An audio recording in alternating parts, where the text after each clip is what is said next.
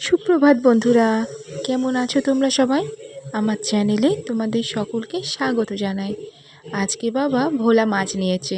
হিয়ারিয়া স্কুলে যাবে তো সেই জন্যে মা মাছটা কাটতে বসেছে। আর সত্যি কথা বলতে কি, আমি মাছ কাটতে একদম পারি না। অনেকবার চেষ্টা করেছি, কিন্তু আমি পিত্তি গলিয়ে ফেলি। মাছ কাটতে আমি একদমই পারি না। আর বটিতে হাত কেটে যাবারও ভয় করে।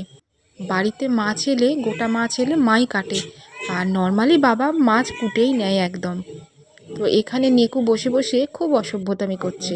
মাছের একবার গন্ধ পেলে ও একবারে পুরো দিকবিদিক হয়ে যায়। আর এখানে বাবা লাঠি নিয়ে পাহারা দিচ্ছে। সেই জন্যেই নেকু খুব শান্ত লক্ষ্মী ছেলের মতন একটু দূরে বসে আছে।